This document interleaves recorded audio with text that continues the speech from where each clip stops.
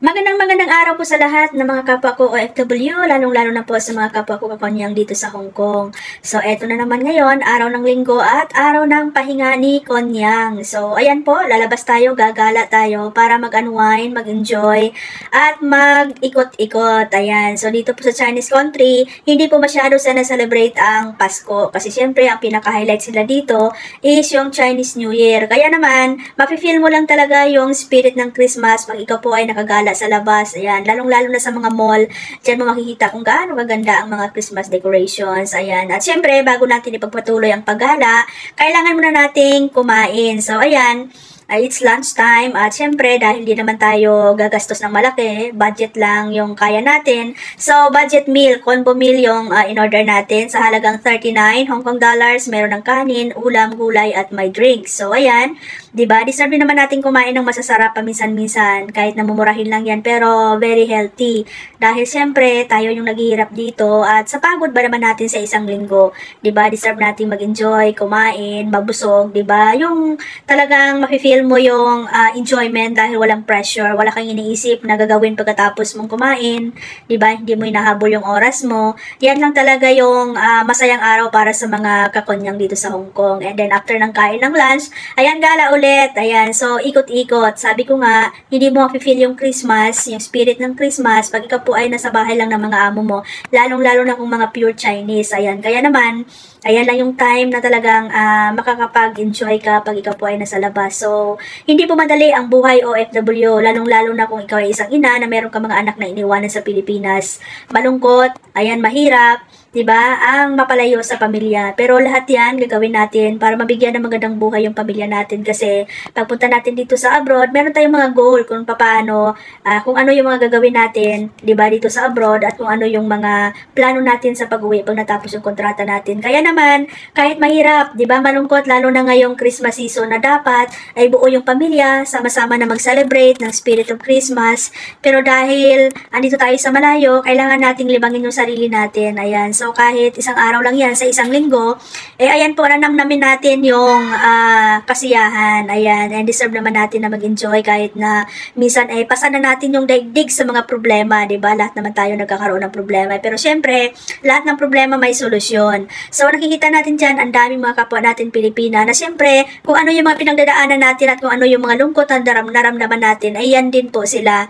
No? So, kanya-kanyang ano lang po yan, kanya-kanyang diskarte kung paano mo dalhin at paano mo dibdibin yung mga bagay-bagay na nakakabigat sa dibdib. So, ayan po, feel the spirit of Christmas at talaga masasabi kong isa sa mga napakalaking parte ng buhay natin or sabihin natin isa sa mga naging achievement natin is yung makapunta tayo, no? Kumbaga, ito yung mga pagkakataon, 'di ba, na binibigay sa atin na makapunta dito sa ibang bansa kahit na tayo ay mga katulong lang dito, pero napakalaking oportunidad po na makapunta ka sa ibang bansa, lalong-lalo na dito sa Hong Kong na talaga namang sobrang ganda. Ang daming mga turista po na pumupunta dito para magbakasyon, 'di ba? So, ayan, hindi porket katulong lang tayo dito ay hanggang katulong lang tayo, 'di ba? Pareho pa rin tayo na tao, 'di ba, na pwedeng magsaya, 'di ba? Pwedeng mag-enjoy, 'di ba? Kung kaya ng iba, kaya din naman natin. So ayan, at ang maganda dito sa Hong Kong, sabi ko nga is pantay-pantay po ang dito, ang treatment ng gobyerno. Walang katulong, walang amo, 'di ba? Lalong-lalo na po dito sa Hong Kong ay sobrang napakaganda po ng treatment kasi pag araw ng linggo ay meron po, no? Meron talagang pinibigyan ng chance yung mga OFW. Sinasara po yung kalsada, especially doon sa central area para po ibigay sa mga kapwa natin katulong na mag-enjoy, 'di ba? Ibigay yung lugar na yon na talagang magawa natin yung mga gusto nating gawin na enjoyment as long as hindi po sobra-sobra at wala tayong ginagawa na labag sa batas ng Hong Kong. Ayan. And syempre, para sa mga sarili natin, alamin din natin kung ano yung limitasyon natin. Hindi porket free day tayo or libre tayo sa ganung araw magwawala na tayo, 'di ba? So, ayan guys, no? Ang sarap lang sa feeling na makapag-ikot-ikot ka at makapagmuni-muni at makikita mo yung iba't ibang ganda ng Christmas decorations. Kahit man lang papaano mafe-feel mo yung spirit ng Christmas. So, ayan, and very thankful ako dyan kay Ate Rolalyn kasi siya yung nagiging tour guide ko palagi. Kasi siyempre pag ako lang, wala talaga akong alam na lugar dito sa Hong Kong dahil hindi naman po talaga ako magala. So, dyan sa lugar na yan, Sa Pacific Plaza po kami niyan. Ayan. So, ikot-ikot. Ang dami po talaga mga magagandang mga decorations na makikita dyan. Ayan. So, walang pakialaman, di ba? Walang pakialaman, talagang lahat ay nag-i-enjoy. Di ba? Lahat ay feel talaga yung sinasabing rest day or araw ng pahinga ng mga konyang. So ako, ayan, ikot-ikot lang ako dyan, video-video, vlog-vlog, and then sa mga kapwa natin OFW, diba, lalong-lalo na sa mga kapwa natin Pilipina, na super busy din po sila sa pagpa-picture, video, siyempre, kukuha ng mga souvenirs, ayan, and para magiging memories din nila dito sa Hong Kong. Ayan, so, ayan, enjoy lang tayo guys. Ayan, and syempre, hindi naman ibig sabihin na pag araw ng day off ay kailangan mo talagang gumastos ng malaki. Diba? Pwede ka naman mag-ikot-ikot lang, mag-enjoy, diba? And hindi mo kailangang bumili ng mga bagay-bagay na hindi naman kailangan. Tamang ano lang, tamang enjoyment, tamang ikot-ikot lang, diba? Para, para makapagpahinga, 'di ba? Kasi Monday to Saturday ay talaga namang bakbakan ang trabaho sa bahay ng mga amo natin, lalo na kung may mga bata. Kasi dito nga sa Hong Kong all around buong trabaho dito. 'Di ba? Lahat dito gagawin mo. So kailangan very malakas, 'di ba?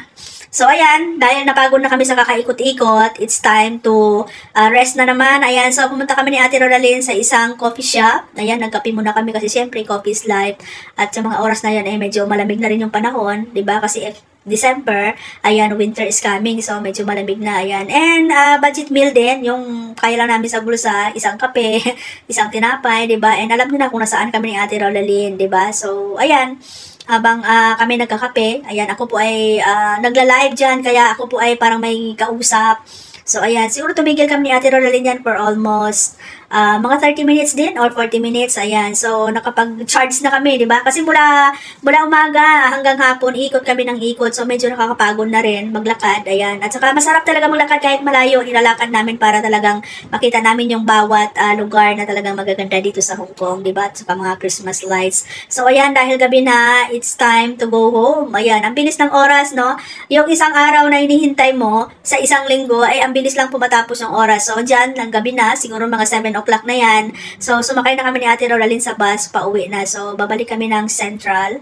Dahil doon kami sasakay ng MTR pauwi sa bawat bahay namin. So, ayan, na-enjoy ko talaga yung araw na yan, na-enjoy ko talaga yung moments na yan. Ayan, dahil sulit na sulit yung isang araw naming day off ni Ate Rolalyn. So, thank you so much kay Ate Rolalyn na laging nagiging tour guide ko. Ayan, sinasama ako sa mga lugar na hindi ko pa talaga napupuntahan. Ayan, so ang dami kong memories dito sa Hong Kong. Diba? Ang dami ko rin mga lugar na napupuntahan na kasama si Ate Rolalyn. Ayan, so enjoy much. And dyan sa mga kapwa natin OFW, ayan, I'm sure na yan din yung ginagawa ninyo, ang mag-enjoy din sa araw ng day off. So, maraming salamat po sa inyo sa lagi pong pagsubaybay sa Kapitanan ni Heights Channel. Ayan.